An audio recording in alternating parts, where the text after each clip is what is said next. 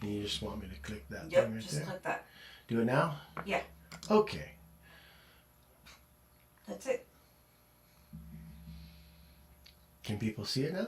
They should be able to see it now. We'll see if it returns to Earth as intended. Absolutely. A mid-orbit abort test, a moat? Maybe. Eddie, what are you doing? And now we're officially waiting for NASA. Yep. Come on, NASA. They have disabled the chat for this live stream. Amazing. I'm shocked. Gee, I wonder why. Gambling in this establishment? I'm shocked. And he's like, you got treats for me, dude? Maybe, but nobody can see you. He's like, I can fix that. True, YYZ. It did not go according to plan, but still things to test. They tested the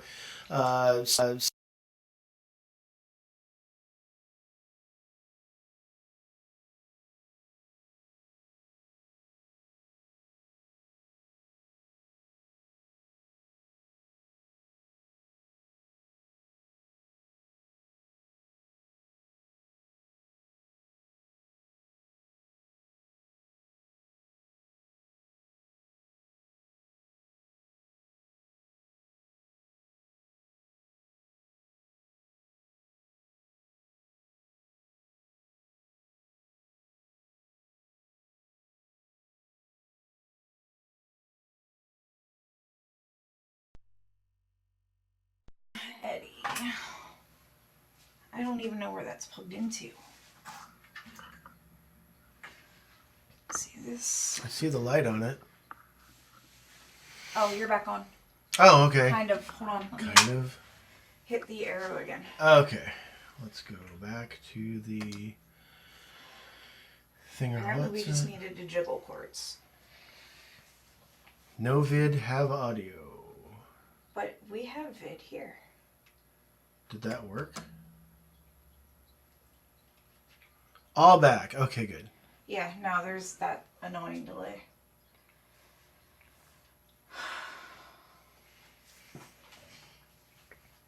I'm afraid to go. I am.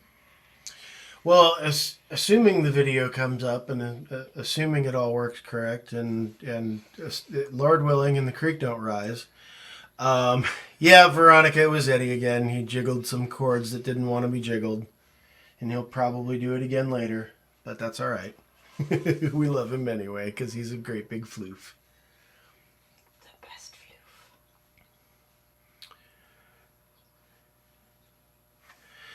floof. True, Astro YYZ, it is coming down. But thank you for posting that because it reminds me of what I wanted to say a minute ago. The initial attempt will be here within the next hour. I think it's scheduled for 7:57 Eastern time this morning. But there is an option not to land at that time. They can wait about, I think it's just before 3 in the afternoon Eastern time. Trekker Kev, hey, Here, welcome. Can you refresh? Oh, yeah. Can you? Who am I refreshing? Let me do it. You do it. It's just easier. Because they are live on Twitter. Why are they?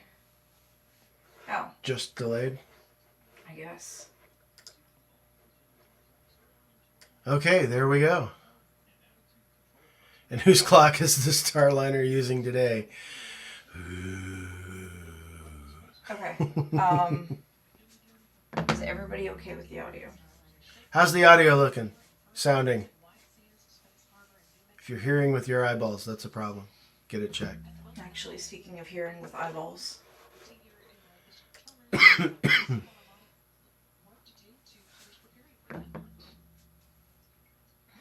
assuming everybody's happy with the...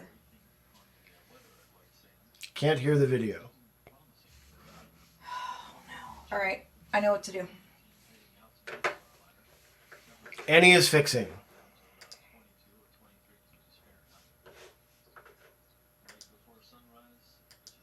about now? How about now?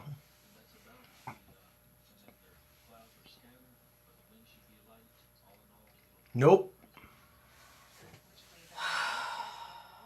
Oh, I know what I did. I know what I did. Annie knows what she did. She's fixing it.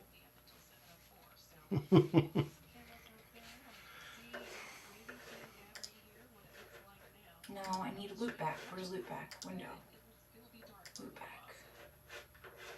I disabled Chrome. Ah. There. Maybe. Happy winter solstice. Can they hear the video? Can you hear the video now?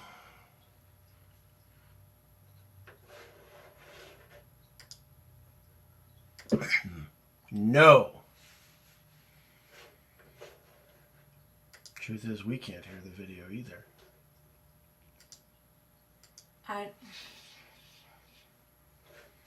Mute when capturing. I already unchecked that. This is not how I have my audio set up, so I really don't know. AirPods. Like, you could probably hear it with the AirPods. I can make whoosh whoosh noises. Yeah, we did want to at least put up the closed captioning so that we can at least try and know what's going on while we're sorting this out. There we go. Who are you?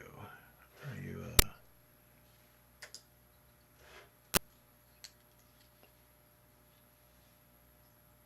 I actually can't hear them with this one's. I don't know what I did. It says device missing. Oh, that usually means you're not going to get any sound out of them. I can hear it now. Can they hear it now?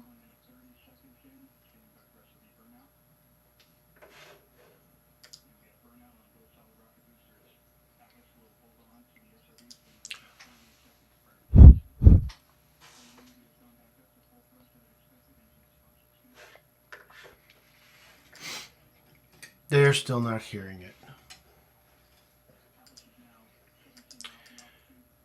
Paranor thinks there's volume, but very low, which matches what we hear.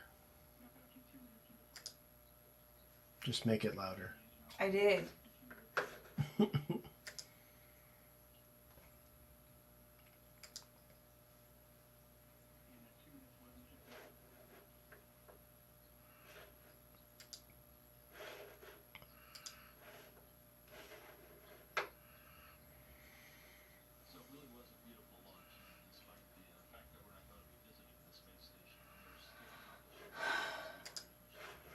What's that volume on that bar on the Chrome over here where it says, yeah, that?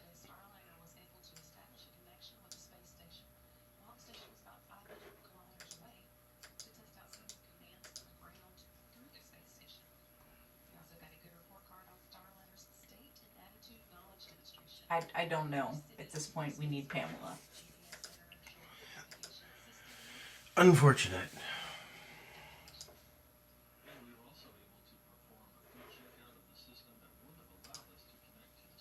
I am.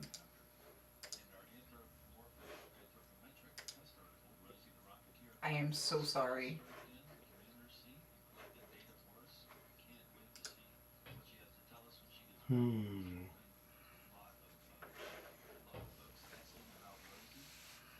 Pamela is green on Discord. Tell her we have audio issues. Well, if Pamela's green on Discord, then she's fair game, Baranor. You mind telling her that we have audio issues? I broke it. Yes, Rosie is a dummy, DPI. I was trying to figure out how to say that without saying Rosie is a dummy, because that just sounds mean. Ooh.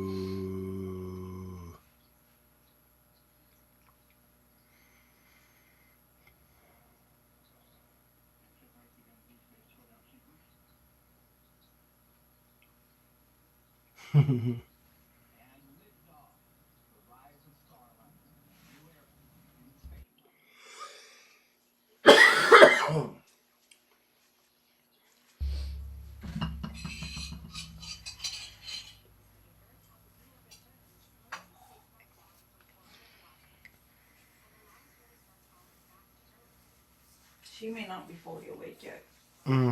Yeah, possible. It's possible that Miss Pamela is Part of not. me's like, look, we got the video to work. What else do you want from us? And video is half the battle. And video is half the battle. There's captions on. I'm tired and grouchy.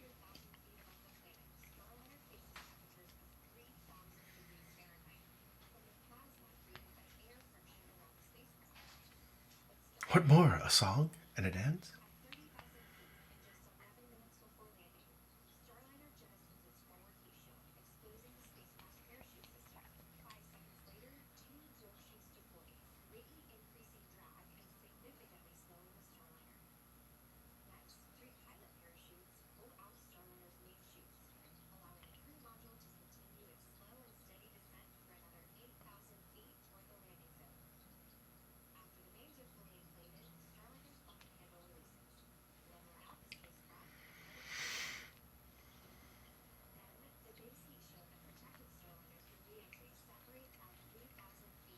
Eventually there will be humans on this. Who will be first? Will it work? Astronauts are brave. Yeah, the Commander Hadfield will tell you that nobody gets onto a rocket hoping it will work.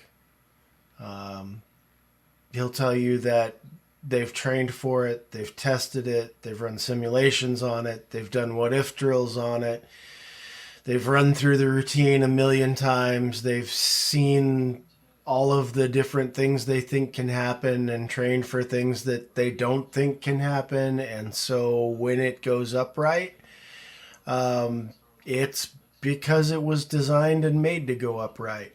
But rockets are hard. So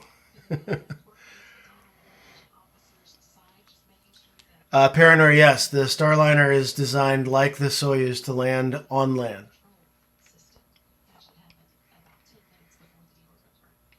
Yeah, Rigel, anything's possible.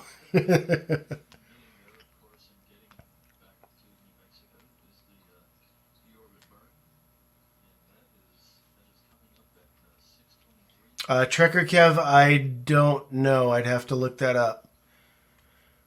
Far as I know, the 3 astronauts that they had are the same that they had a while back when they did the pad abort test.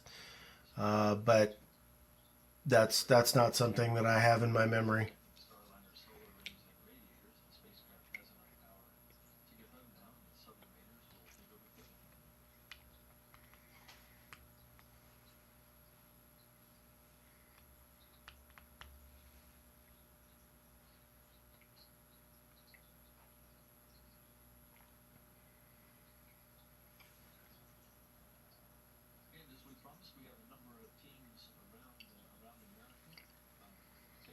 Good morning, Kevlar 1066. Glad you could make it.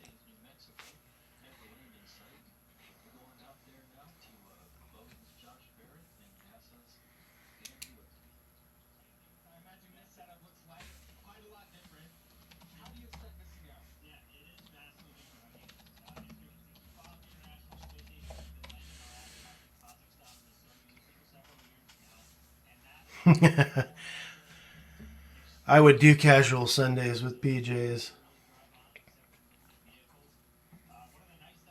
Although, to be fair, we used to,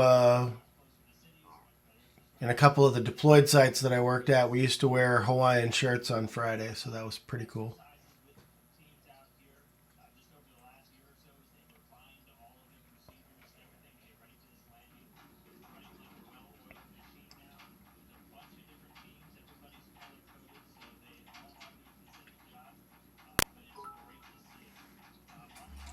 Canada Kim, thank you for the bits.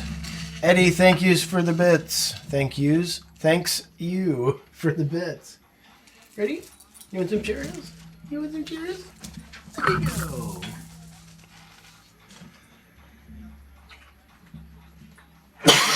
Oh, excuse me. Sorry.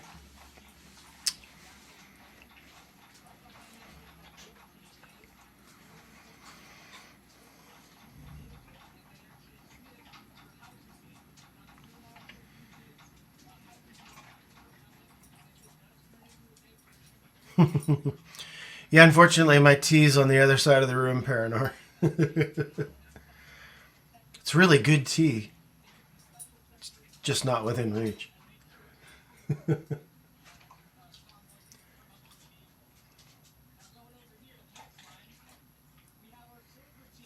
Good morning, Keeper of Maps. And thank you once again for those cookies. They are amazing. Also, you're behind Astro YYZ in the bits race. Just saying.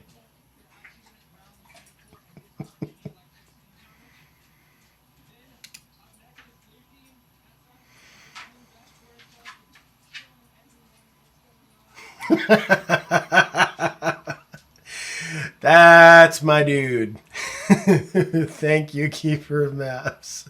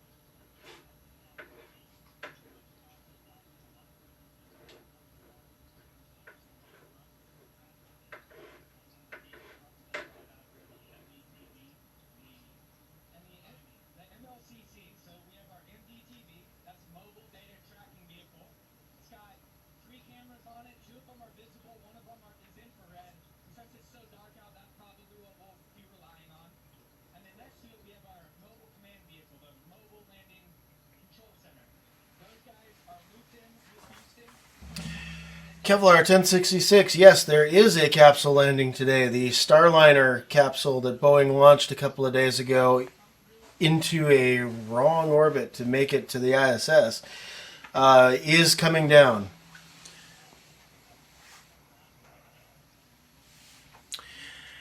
Yeah, I'm starting to think that some of the volume issues may be on the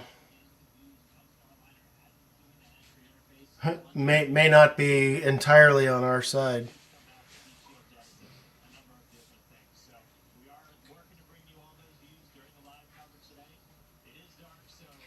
She's green because you're on her laptop. Oh. Did you leave the room in the office on? The what and the which? The light in the office, the room that you're sleeping in. Somebody turned on the overhead light in there, and I don't know how to turn it off. Okay. So she's not sleeping in there then. No.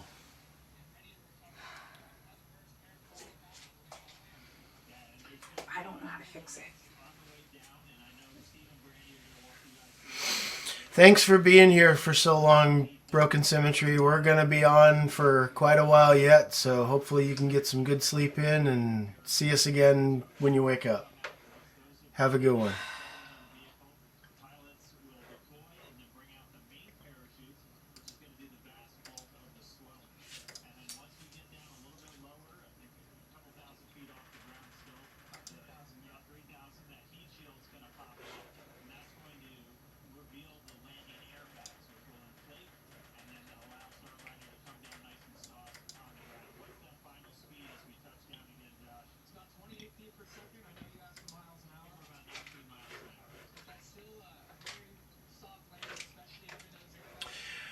Astro YYZ, I wonder if there is a beacon like on Soyuz. I almost agreed with you 100%, but then realized that I don't actually know. Seems like they should have one, but I don't honestly know.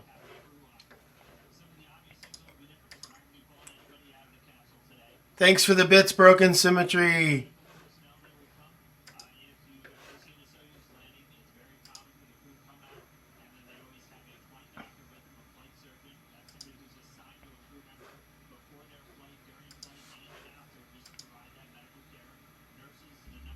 Is that better?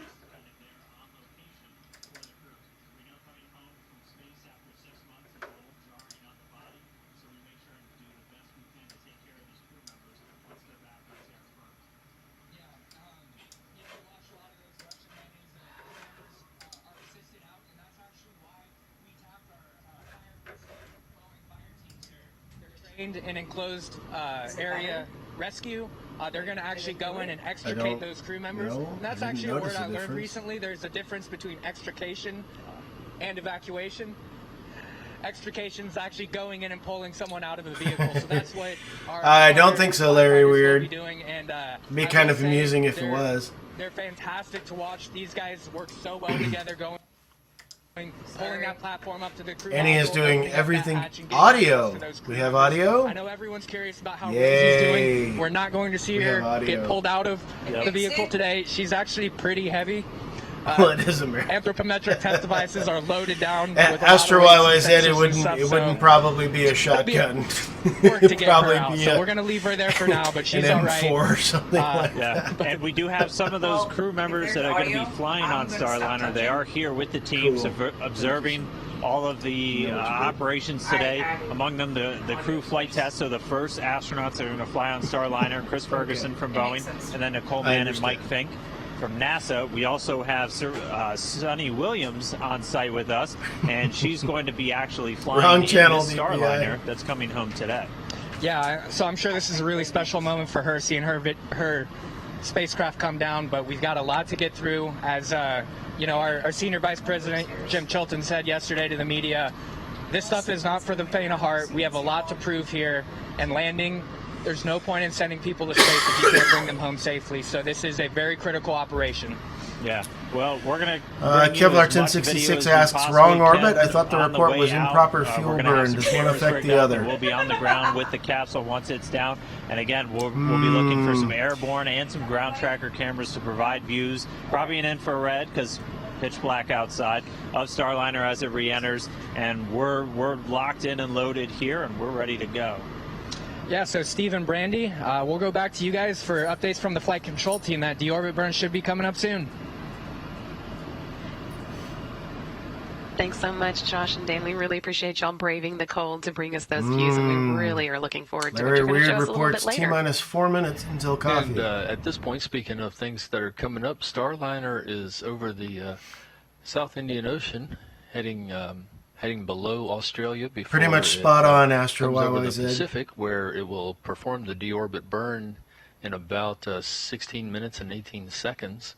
And at that point, after the deorbit burn, of course, the service module that is on the Yeah, because it attached got the to wrong crew module will time separate, hack, and that will the wrong re-enter status on its own. update It from will the not, rocket. it will not, Not it's basically that gonna the be rocket disposed sent of, it the wrong and information, crew but the module is what Starliner will fly pulled the then wrong through information the, from the through rocket. the heat of re-entry, As a result, and it on over the thought it was someplace skies different of, than it was of New Mexico, at a different where time than it Dan should have been. and, Josh are waiting to retrieve And it. yeah, they And that will all get kicked off with used the up an deorbit awful burn lot of coming fuel up going in, the wrong 15 direction. minutes now.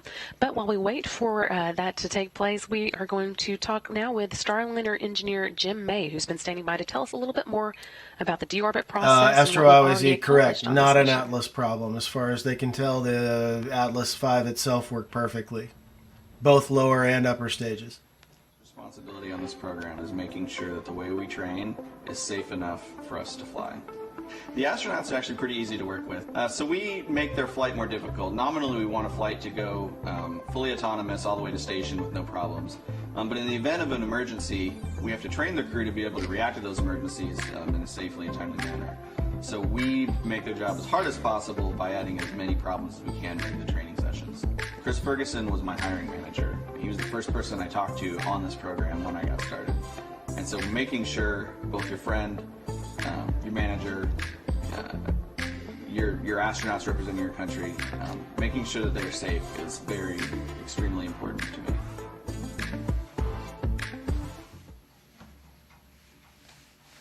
Welcome, Jim. Morning.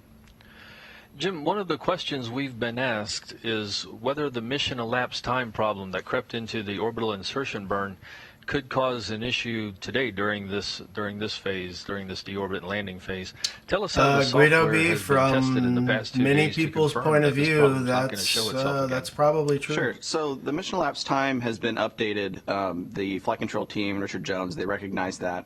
We're able to command the vehicle to change its mission Granted, elapsed time, they've which learned then an goes awful into lot all from of the flight this that management they computers. So all the computers are now clearly in did agreement not with what the learn mission elapsed before time should be, during and the all simulations. of the continuing automated flight features that use that time are going to follow it, and have been successfully following it ever since.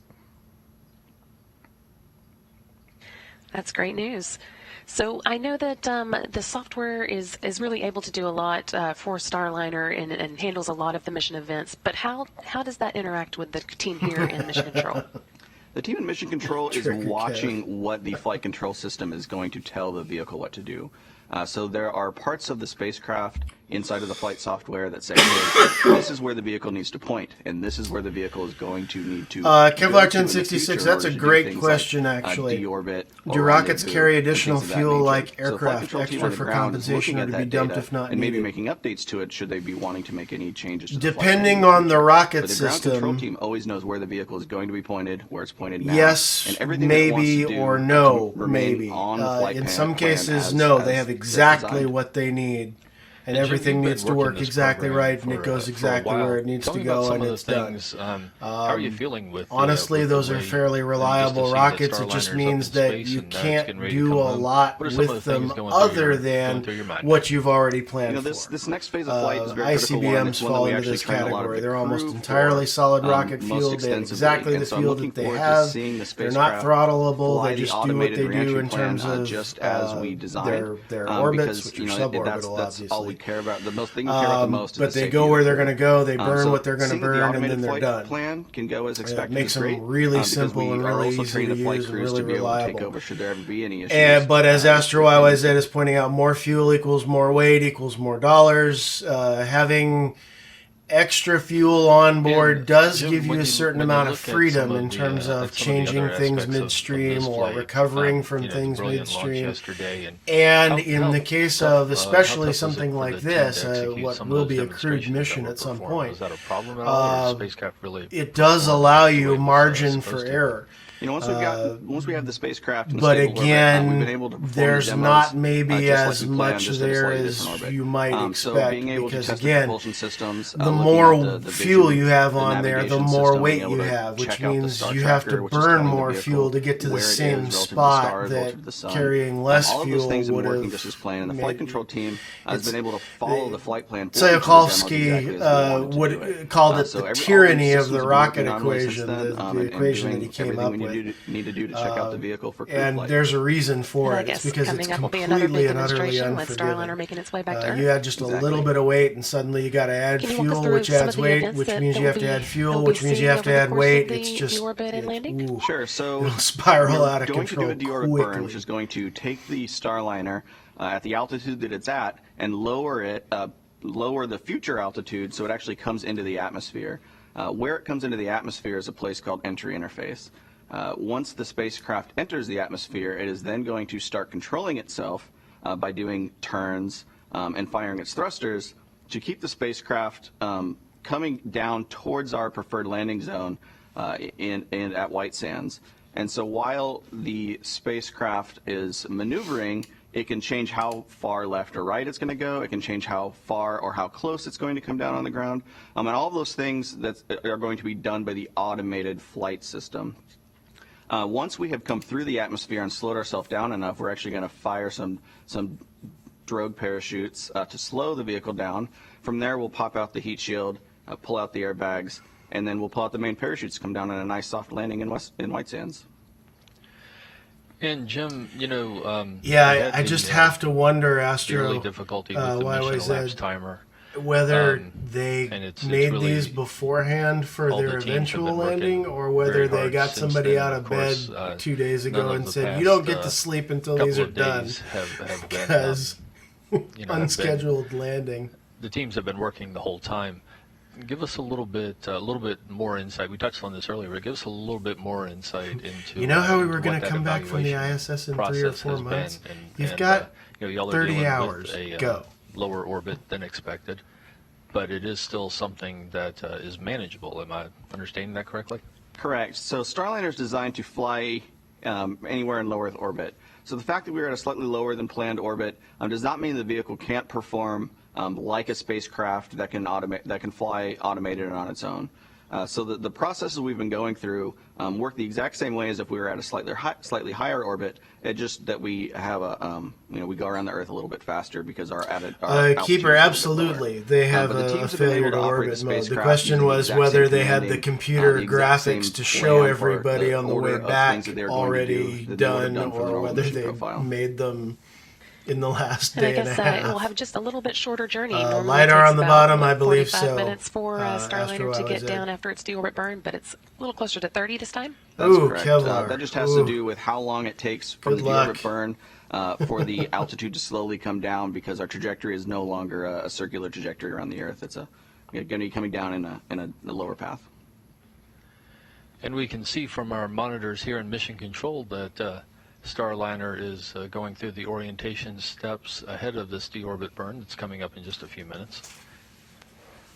Jim, you're watching this. You're watching this closely. What are you thinking so far? Everything's looking good right now. We've got the vehicle pointed where we need to do the deorbit burn. It looks like the flight control team is all happy. GNC, my background from school, I'm happy now because that's the type of thing that I really studied for. So we're looking good for the deorbit burn. Assuming the schedule holds, We're hearing here in about Mission Control that that Starliner is on its way to 40 minutes burn attitude now. from So the that'll be getting actual us landing, in place assuming for they the go ahead deorbit with burn it. coming up just 7 minutes and 30 seconds from now. Rigel, that's an amazing And at this image. I point, love Starliner it. is That's in my crossing head canon below now. Australia on its way over the Pacific. It is going to fly back on what is called an ascending node, which basically means it's coming up from south to north on this pass, going over Baja California, and then over New Mexico on its way to White Sands.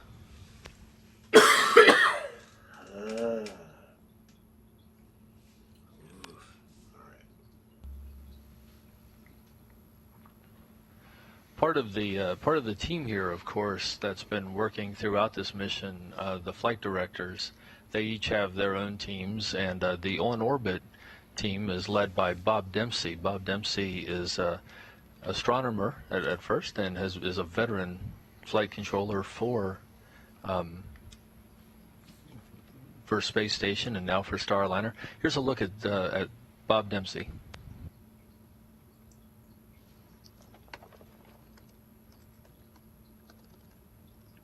That NASA was doing, space shuttle, probes around Jupiter, stuff like that. But when I came here and became a flight director, I realized it's not the technology, it's the people. My call sign, and therefore my team name, is Galileo Flight. That's an homage to the fact that I'm by training an astronomer, so I had that heritage coming in here, always interested in exploring. When the chief of the flight director's office called me, I was very surprised.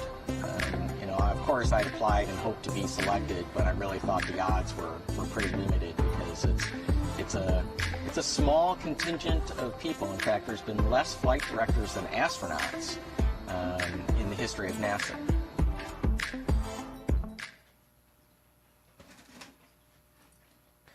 And as we mentioned, Richard Jones is back on console today to bring us in for a landing. Here's a look at what he had to say.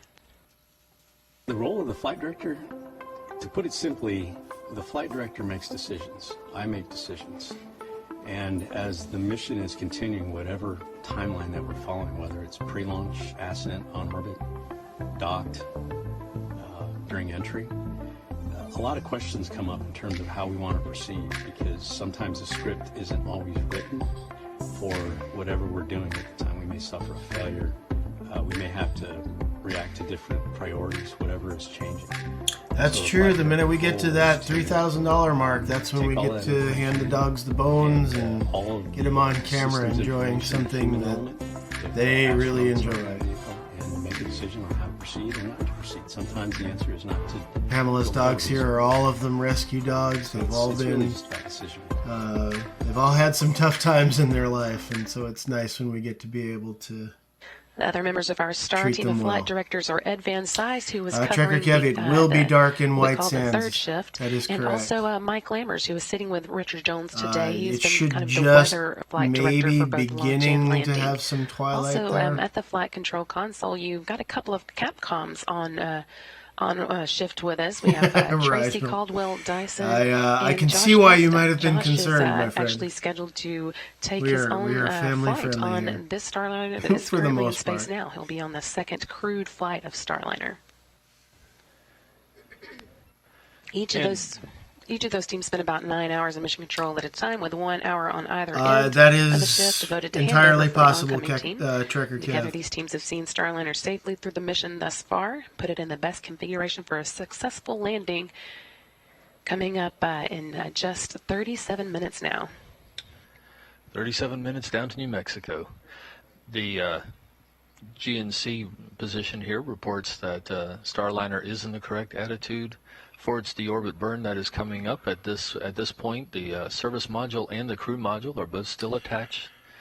Guido asks, is this It'll be the, Starliner service module's capsule OMAC going to be engines, reused, four or of are they them, not the orbital recyclable at all? maneuvering and control engines I think the that goal will, is to have power them be the deorbit burn. recyclable in the They are future. each However, 1,500-pound these class early ones thrusters, are meaning one-offs. that, this The 55-second pad burn will abort be about, test capsule 6,000 was a pounds of one-off. thrust. This That one's a will, one-off. slow I think there are two Starliner more that are from its either current done orbital or velocity nearing and let it, completion for fall the next into two the missions, atmosphere. and they will not be reused either. and ultimately fly. But I think the goal fly is to to New get Mexico to a and point to touch where down the in White capsules only need minor The refurbishment Zomacs are between just missions. about done with their duty for this mission, but they will also help us move the service module away from the crew module once the two of them disconnect after the deorbit burn.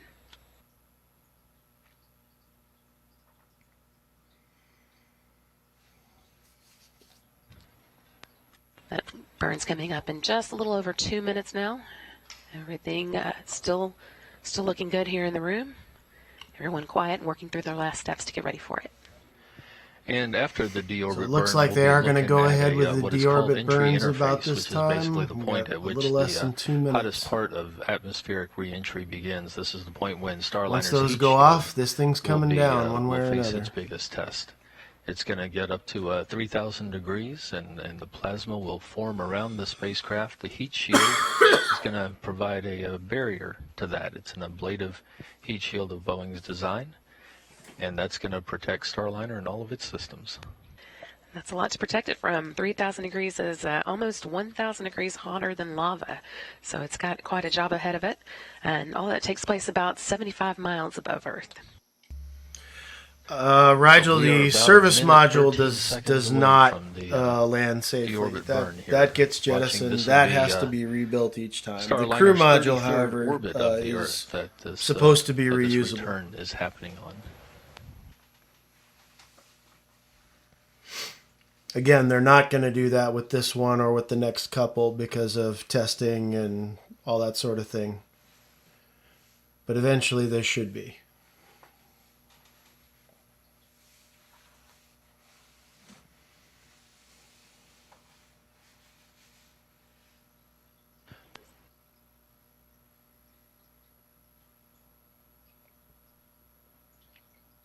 .30 seconds to go now until the deorbit burn begins. Again, it'll last about 55 seconds in all. Yeah, Larry, I actually don't remember everything that they've got up in there. I know they had supplies for the ISS. They had some experiments on there, but 10 seconds to deorbit burn. 8, 7, 6, 5, 4, 3, 2, 1.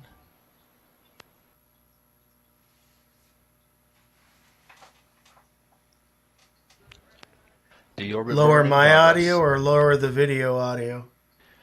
Good control reported. 4 OMAC thrusters firing for about 55 seconds to slow Starliner down to begin its return to Earth. All looking good thus far.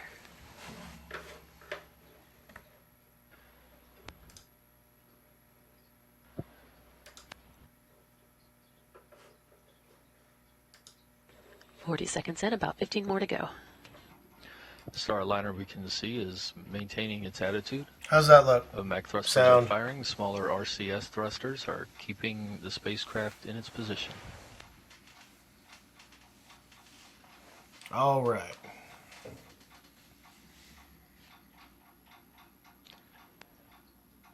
Good burn reported. Engines cut off. We are on our way to White Sands, Richard Jones tells his team. Starliner's ready to come home now. Next up, as we were just talking about, is the entry interface. That'll be coming up in about 16 minutes. But before that, Starliner does want to get rid of the service module so that the crew module can make its way home on its own. That clears the way for that heat shield and eventually the parachutes that will lower Starliner down slowly to Earth.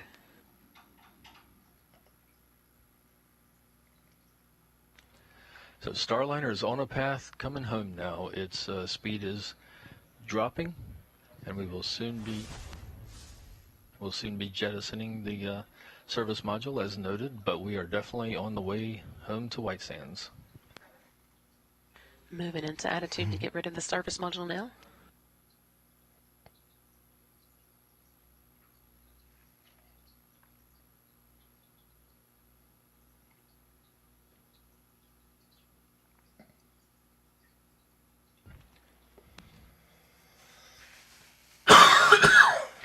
And flight controllers report that we are in the right attitude and service module has Sorry jettisoned. about that. I meant to mute. Crew module is flying on its own. Service module will be disposed of while it re-enters over the Pacific. While the crew module continues on a flight path to White Sands, New Mexico, where our Boeing and NASA teams are waiting to recover. Right now it's up to the reaction control system on the crew module to flip the crew module back around, get its heat shield pointing into what will soon become a very hot spot. Make sure it's ready for re-entry.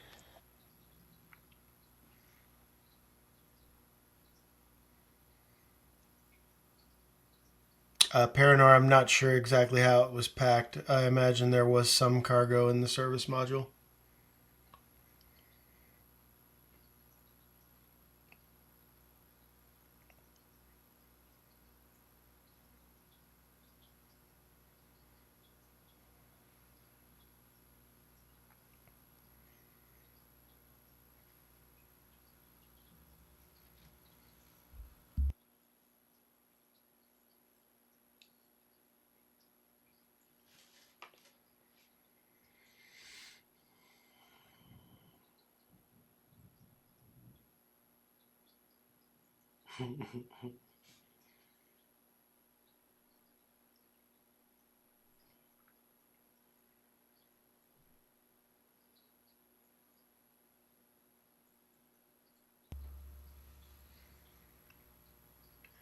I always have to wonder, Rigel, whether At the Starliner dwarf Mission bread Control in of Houston, Terry we continue to Pratchett's monitor the Discworld progress of universe was Starliner as actually it modeled flies on back fruitcake. to White Sands, New Mexico. All systems are looking just like they're supposed to. Everything is looking good.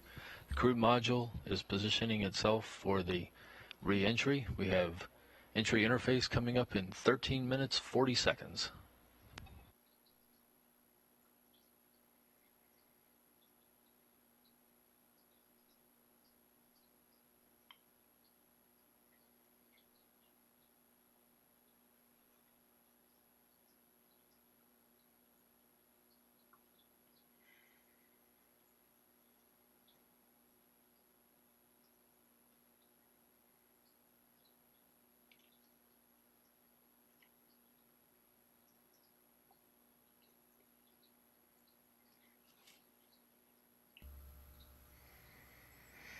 And for those of you just joining us, this is the CosmoQuest Hangout-a-thon. Right now we're watching the landing of the Starliner capsule.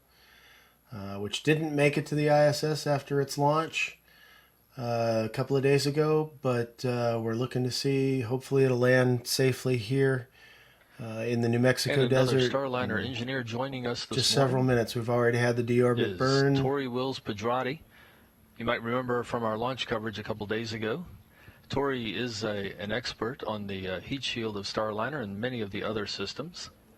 Tori, what are you thinking? What are you thinking right now as we proceed towards this reentry with Starliner in a good attitude and heading over the Pacific on the way to White Sands?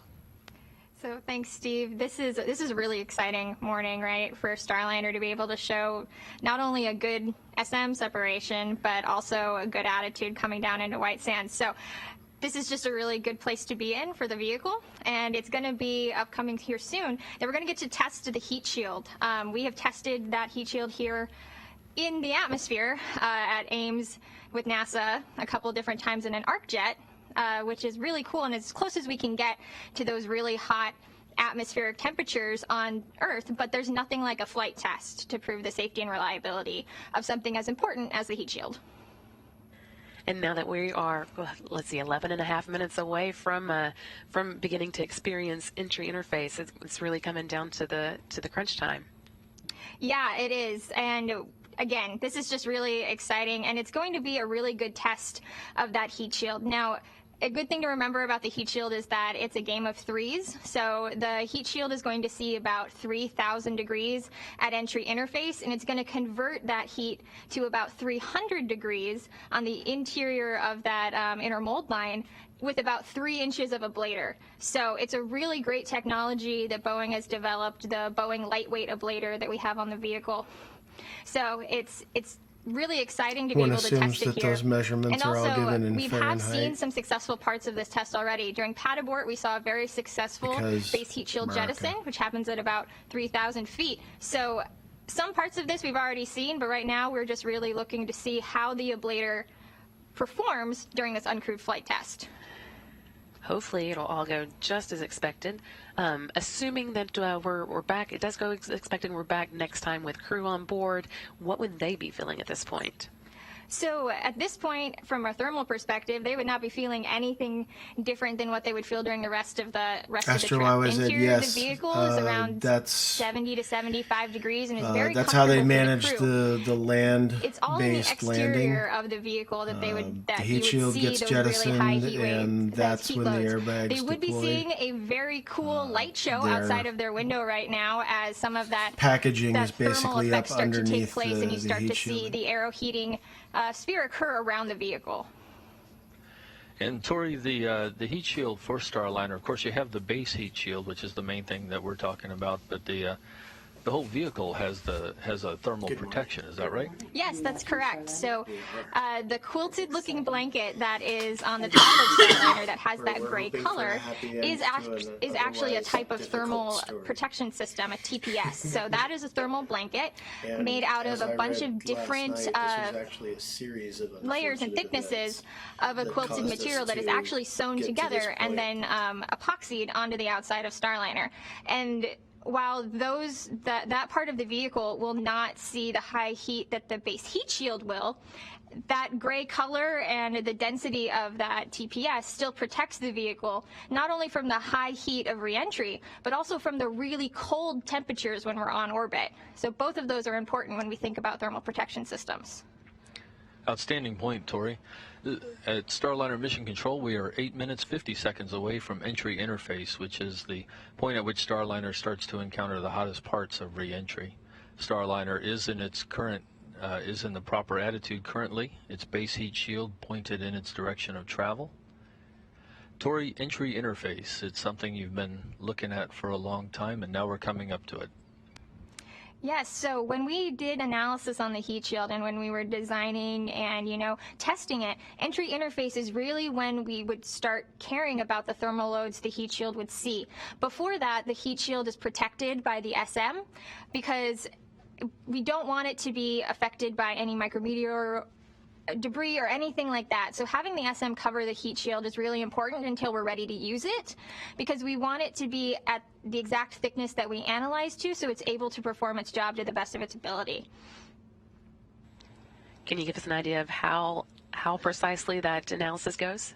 Yes, so each area of the heat shield is actually lofted. So if you look at the heat shield as, as a layer of like a grid, each point on that grid is at a different thickness to be able to cover all of the heating that we would see during multiple different reentry trajectories, but also able to have it as thin as possible to be as lightweight as possible. So we really worked to make the heat shield the most efficient it could be, while also being as the lightweight as it could be, so that we're able to carry more cargo or more crew to station when we eventually go there. Well, how long after entry interface would you say that the heat shield has kind of done its job? When will you sigh with relief? So when we release the drogue parachutes, at that point the heat shield has taken the brunt of the heat forces, and by the time that we're ready to release those drogues, the heat shield has done almost all of its work.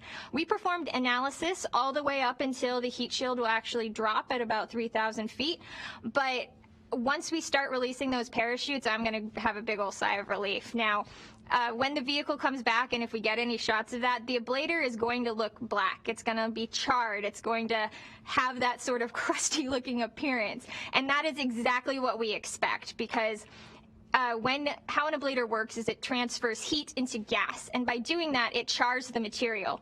So when the material is, when it's new and when it hasn't seen any heat yet, it's white. But if we see it's black as it's coming back, that means that it actually worked and we've transferred that heat into gas. And Tori, you're of course an expert on another Starliner system, the interior camera system. We of course have had a lot of interest on that, but as we understand it, we think we'll be able to have those interior views of Rosie in the commander's seat throughout from this mission. Yes, that's correct, Steve. So the interior system for the camera, for OFT, it's recorded, it was supposed to record the entire flight. We definitely got all of the uphill. And then when we got into our orbit and we were stationary, we did have to do some powering down. So the camera system was powered down for a short amount of time, but then it came back on and we powered it back on as we started to do reentry. So we'll be able to see Rosie and Snoopy, not only on the uphill ride and as we orbit a little bit, but also during this reentry. So that's going to be really valuable engineering data for the teams to be able to see how Rosie is affected, as well as using her sensor data.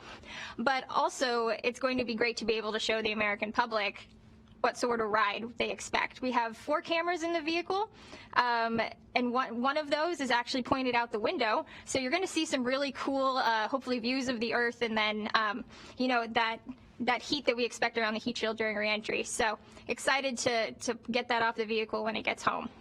It's an exciting time. We did have a Starliner performance deorbit burn at 6:23 a.m. Central today, putting it on its journey back towards a landing in New Mexico, just 20 minutes away from now.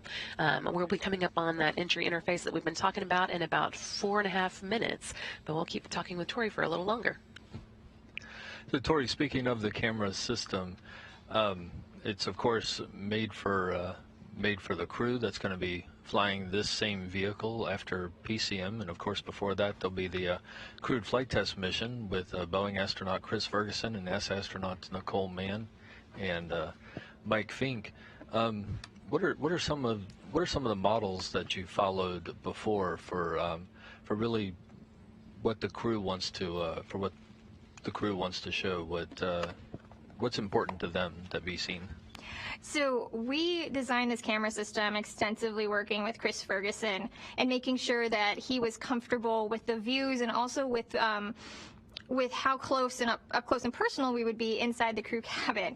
So that sort of data that we're going to be able to get from 4 different camera views on the interior of the Starliner is going to be really valuable to training astronauts in how to use our systems down the road, and also to sharing the Starliner story with the public. Now, for CFT, we're going to have some enhanced capability. We're going to be able to show docking live through the ISS. You'll be able to see the hatch opening ceremony and the crew greeting the ISS crew for CFT. So that sort of moments of being able to capture is not only important for the crew, to be able to to understand how the systems work and to be able to train others past them, but also to just be able to share the story and show everyone, that we've had a successful docking. Thank you, Tori. We are less than 3 minutes away from Starliner's entry interface with the atmosphere, 2 minutes 43 seconds. This puts us at 18 minutes 31 seconds from landing at White Sands, New Mexico. We're already beginning to see the altitude drop for Starliner really steadily, about 95 miles above the Earth right now, and quickly falling. Flight Director Richard Jones and his team of mission controllers are monitoring every moment of this.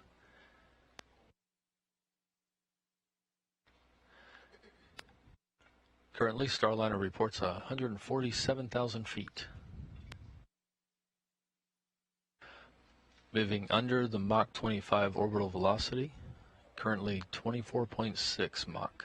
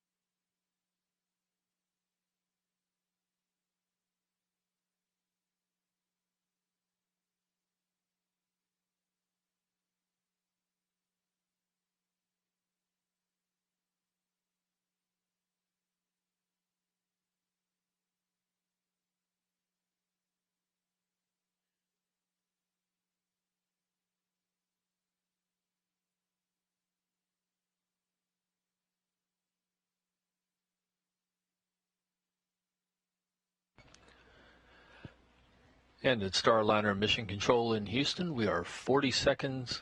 But I see the green things going up and down. We are 40 seconds away from entry interface, now 34 seconds. Starliner How about continues now? in the proper attitude.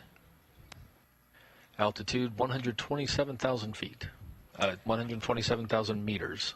Apologies. Yeah, okay. 126,000 meters. And we are right on top of that entry interface. This is when Starliner would be seeing those 3,000 degrees Fahrenheit temperatures. Should be just about 75 miles above the Earth at this point. We did want to make sure, as people are tuning in, that they are aware that following Starliner's touchdown, we will be hosting a post-landing news conference here on NASA TV at 9 a.m. Central Time. That's going to feature Jim Bridenstine, the NASA administrator, Jim Tilton from Boeing, and Steve Stitch from our commercial crew program.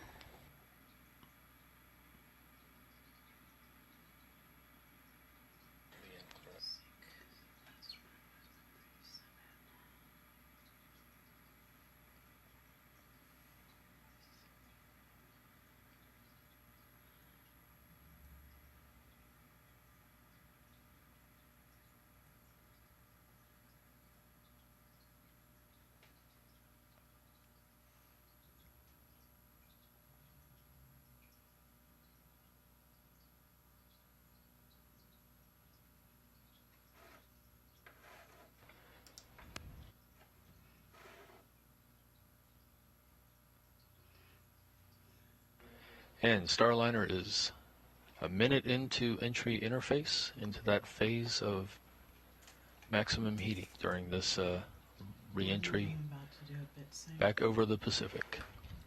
Starliner is flying as a crew module alone. The service module. I guess we're about to do a bit sync, so we'll know exactly where we're at as far as the count. Altitude. I wonder what snacks are on that table, Astro YYZ. The entire team here in the room is quietly watching, making sure all the systems continue to look good. We've also got a number of VIPs in the viewing room as well. We've got NASA's Administrator Jim Bridenstine, as well as Boeing's Jim Tilton. Kevlar 1066, that would be fantastic. The Boeing Defense and Space CEO Leanne Carrot as well.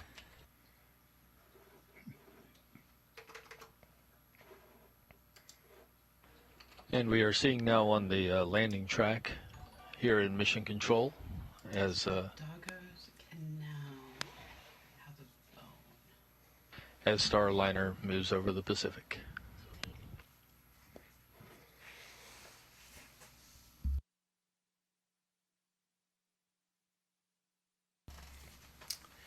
That is correct. We are now ready. Well, ready.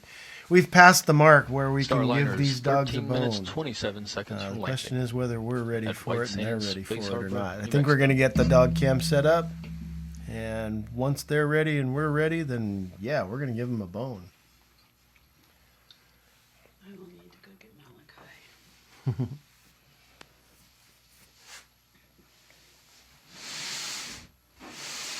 I think I'm just going to give Eddie one for now. We can give Malachi his later. Starliner is entering the expected blackout region when the plasma forms over the spacecraft and the antennas cannot adequately communicate with the overhead satellites. Currently 51 miles above the Earth, still heading in, making its way through that entry interface. About 3 minutes into it at this point. The next milestone we'll be looking for is the forward heat shield jettison. That should be coming up in less than 10 minutes now. Controllers report good attitude, good roll to the to position it needs to be in.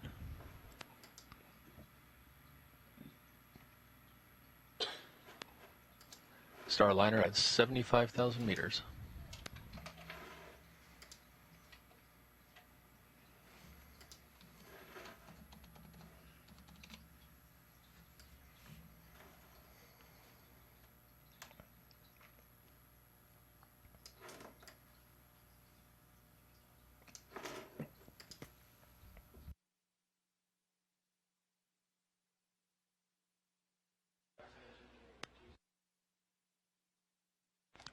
Starliner moving through Earth's atmosphere, going through the entry phase.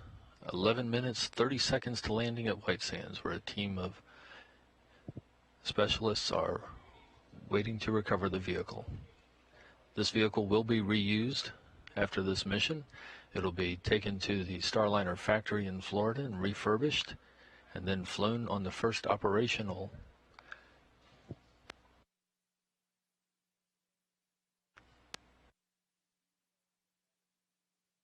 It'll be flown, slated for the first operational mission.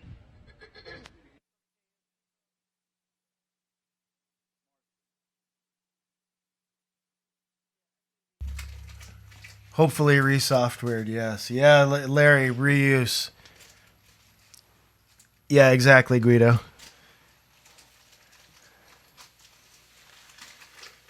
Five minutes into entry interface, we are now 10 minutes, 34 seconds before landing at White Sands, New Mexico. So, Starliner Trekker Kev, I had controllers just report about the forgotten spacecraft is in about Tickle good Me attitude. Elmo. So, thanks for reminding me of that horror. About 5 minutes away from when we expect that forward heat shield jettison, the first of the heat shields that will be jettisoned.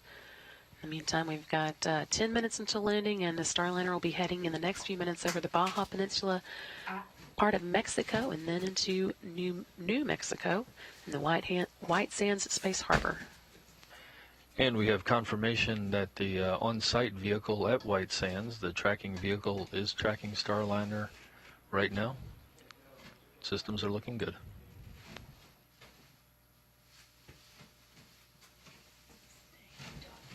There you go. 9 minutes, 30 seconds to landing.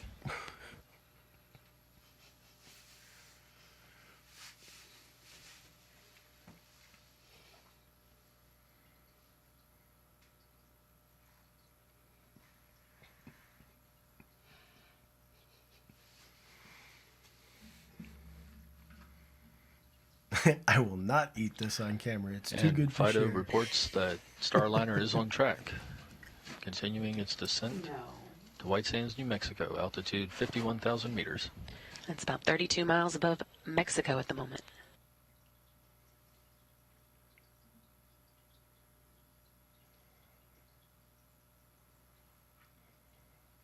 He wants to go bury it.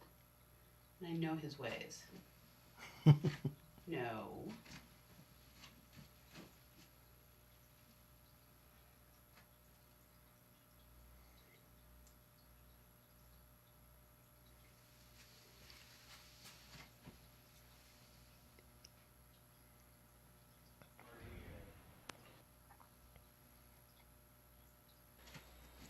Getting our first views.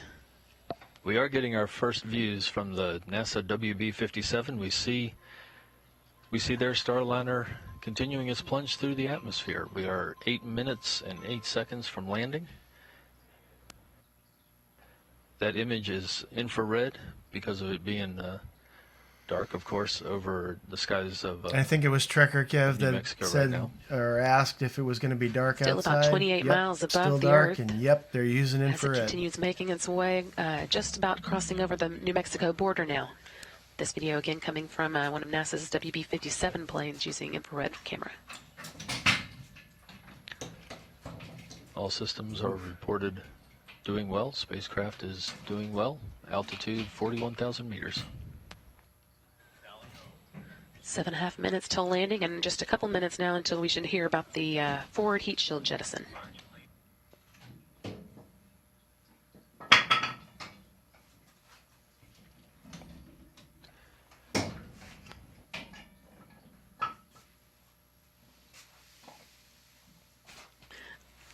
Great view here. Can't see much since it's dark, but it's good to know that Starliner is on its way home, and this is actually a little better than I was hoping, considering that it's in the middle of the night in New Mexico. Very good to see this. Very good to see this. Everything is looking, that image is exactly what we expect. The thermal protection system on Starliner, of course, protecting the spacecraft from the heat of entry. Slowing speed down, now Mach 3.5. Poor Eddie wants to go bury orbital this velocity is bone Mach so 25, badly. so that gives you an idea of the velocity change. Now 17 miles above New Mexico.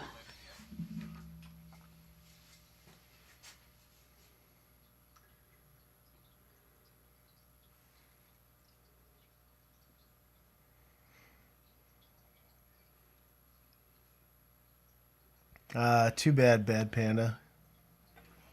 6 minutes to landing at White Sands, New Mexico. Starliner remains its proper attitude, proper course.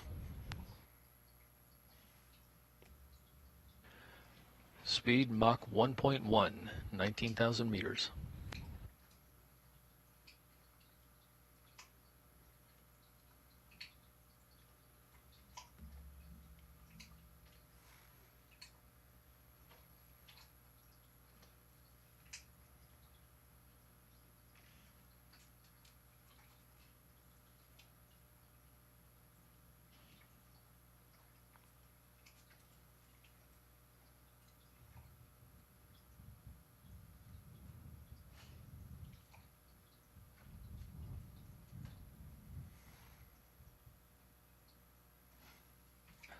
Landing recovery team has visual on Starliner as it comes down.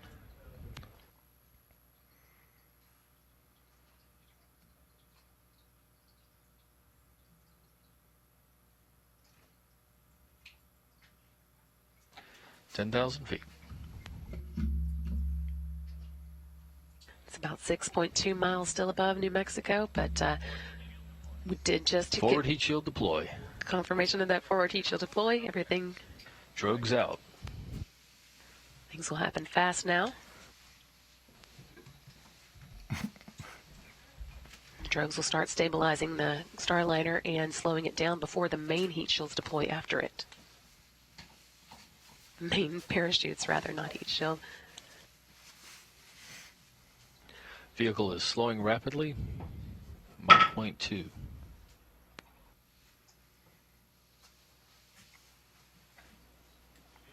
And landing site reports the sonic booms as Starliner came over. Hey, One Love, good to see you again.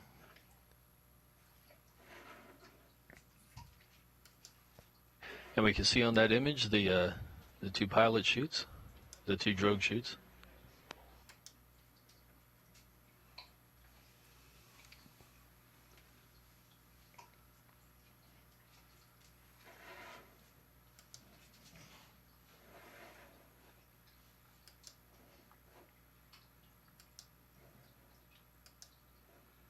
3 minutes, 30 seconds from landing. Mains deployed.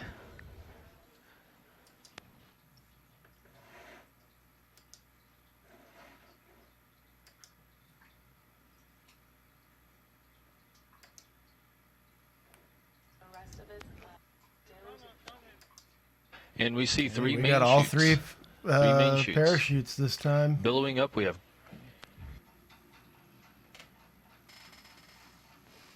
three main chutes. We see the red, white, and blue as Starliner descends. 2 minutes, 53 seconds from touchdown. And the rotation handle has deployed. That will level Starliner as it descends. One Love, no, it's going to land on Base heat land shield like has the jettisoned. That Soyuz is the base capsules heat do, shield only falling away as planned. a Airbags little are softer, inflating. actually. And that is the last of the milestones. So now all What's that? left is for Starliner to float down to the surface of I the think- desert I in think New the video is Mexico. actually being taken Everything from continuing above, to look by good on this helicopter or camera something. that we're getting from the WB-57 cameras, Heat infrared shield, cameras, Yeah. giving us as good a view as we could expect at nighttime. 2 minutes, 12 seconds to landing. Starliner descending under three good main chutes.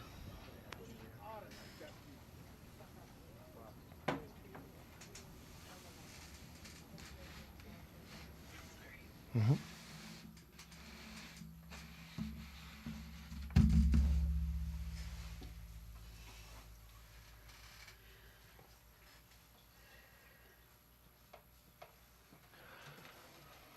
All six airbags are confirmed to have deployed, and they are fully inflated as Starliner descends to the desert down in White Sands. Just about 800 meters left to go. It's less than half a mile. Great imagery there of it descending.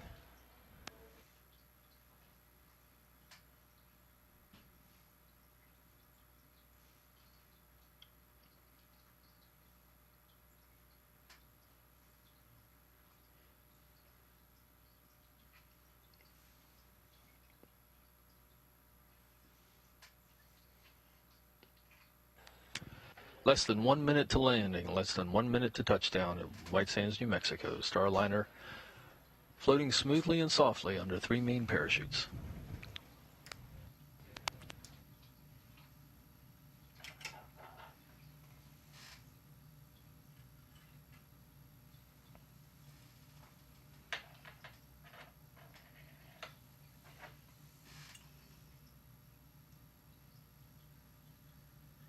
Just 300 meters left to go. That's 984 feet. Very close now. 20 seconds. 20 seconds to landing the first Starliner flight test vehicle.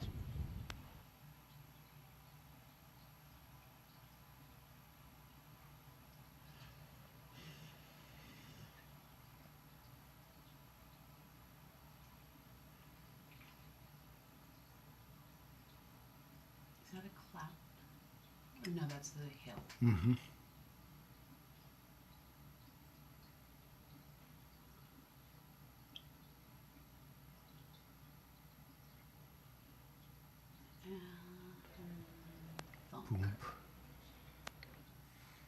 And thunk. And Starliner touches down in the desert in New Mexico. An historic landing in White Sands, New Mexico concludes the first flight test of Boeing's Starliner spacecraft. The first time an American-made, human-rated capsule has landed on land.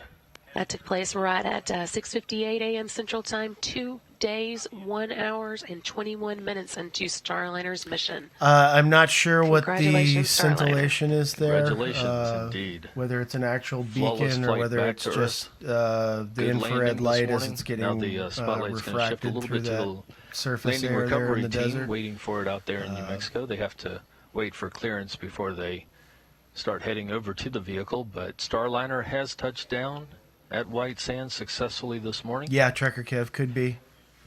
Main chutes are jettisoned. That'll keep those chutes from pulling Starliner away as the landing recovery team is looking to make their way toward it. It looks like it's about to be attacked by people with brooms. Once again, today's landing time was 6:58 a.m. Central Time or 5:58 a.m. Mountain Time, local for Starliner. That again was 2 days, 1 hour, and 21 minutes into Starliner's historic orbital flight test. And Starliner systems have switched to ground mode. Right now, that means the vehicle is taking the steps it needs. Mission Control remains in command of the vehicle. We will soon see the landing recovery team head out. And we're going now to Boeing's Josh Barrett out with the landing recovery team. Josh, it was a beautiful landing from here. I can only imagine how it is from there. Steve, it was a beautiful landing from here. We had a spotlight on the ground. We could actually see some of those ordnance fires up in the upper atmosphere when that forward heat shield was deploying.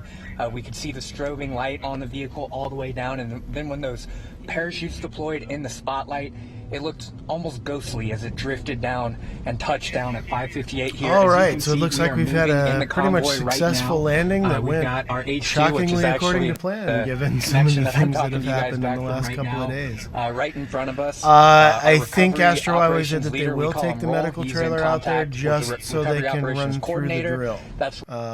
My understanding was that they are leading us out. They're going to basically run this as a dress rehearsal for an actual crewed landing. We have the GPS coordinates so locked yeah, in. they'll probably take all of the relevant personnel out there that they normally would for for a crewed landing, even though there's no one on will be that. the first to approach the vehicle. We're getting ready to wrap this part of our coverage up and move on to the next hour. We're going to have Dr. Kim Cartier coming on, and Dr. Pamela is going to take over the hosting duties. So again, Gold Team is going to approach the vehicle. We'll see you in just a couple of minutes as we residual get ready to hydrazine on make the that outside, transition. or there's no propellant leaks. Silver Team's going to go in and discharge the vehicle, and then Green Team is going